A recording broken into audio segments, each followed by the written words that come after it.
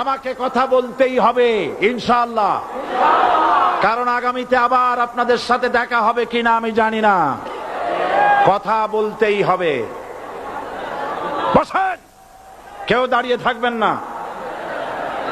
আমি দেখতে পাচ্ছি বাংলাদেশের ভাগ্য আকাশে উত্তর গগনে কালো মেঘ জমা হয়েছে, ঝড়ের পূর্বাভাস লক্ষ্য করছি। যদি মোকাবেলা করতে না পারেন সক্ষম ভাবে, এমন অন্ধকার গাঢ় কালো অমাবস্যার রাত আসতে পারে যার সুবে সাদেক হওয়া অসম্ভব। সুতরাং আপনারা কি কাপুরুষের মতো কাফের মুশরিকদের গোলামি করে মরতে চান? বিড়ালের মতো 500 বছর বেঁচে থাকার কোনো লাভ নাই। সিংহের মতো 1 ঘন্টা বাঁচতে চাই।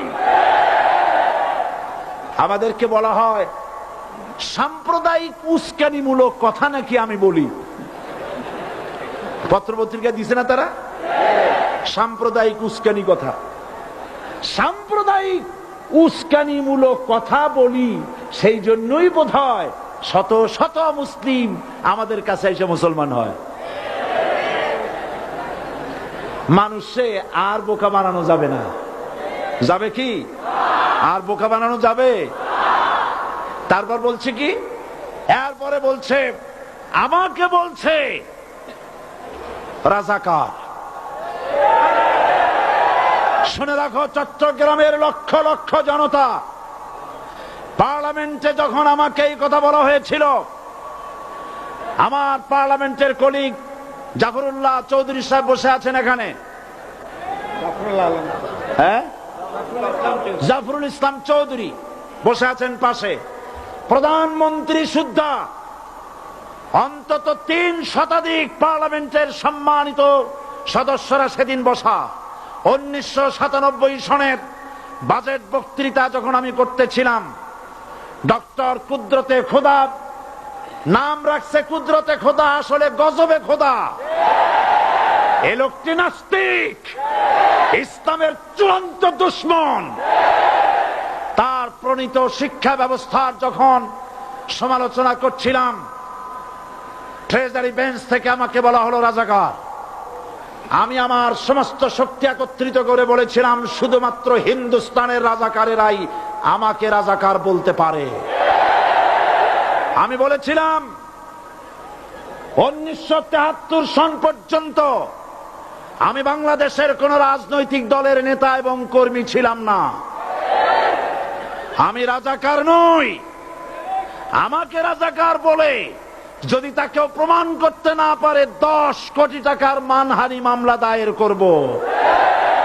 আমার এই বক্তব্য সারা দুনিয়া শুনেছে।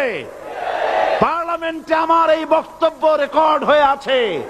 সেদিন 3 শতাধিক পার্লামেন্ট মেম্বারের কেউ আমার চ্যালেঞ্জ গ্রহণ করেন নাই। যে কোনো ব্যক্তি পার্লামেন্টে গিয়ে আমার বক্তৃতা দেখে আসতে পারেন।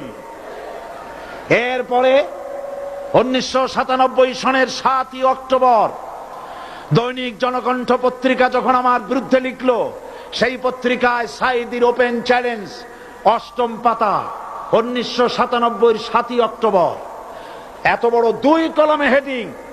সেখানে আমি বলেছি বাংলাদেশের সকল সাংবাদিক, গোয়েন্দা বিভাগ, বাংলাদেশের সকল বুদ্ধিজীবীকে আমি আমার পিরোজপুরে আমন্ত্রণ করছি। আমার উপস্থিতিতে যদি কেউ প্রমাণ করতে পারে বাংলাদেশের স্বাধীনতা যুদ্ধের বিরুদ্ধে আমার কোনো ভূমিকা ছিল, সজ্ঞানে স্বেচ্ছায় জাতীয় সংসদের সদস্য পদ থেকে পদত্যাগ করব। 3 বছর পার হয়ে গেছে, আজ পর্যন্ত কেউ এই চ্যালেঞ্জের মোকাবেলা করে নাই। সুতরাং আমাকে যারা রাজাকার বলবে তারা পিতৃ পরিচয়হীন অবৈধ সন্তান। 1971 সনের, শোনো মুসলমানেরা, 1971 সনের কোন কাদা সাইদির গায়ে লাগে নাই। আমাকে রাজাকার বলে জনগণ থেকে বিচ্ছিন্ন করবা, জনগণ থেকে আমারে বিচ্ছিন্ন করা যাবে না। কারণ এই জনগণ আমার জন্য আসে না, এই জনগণ আসে আল্লাহর কোরআনের জন্য।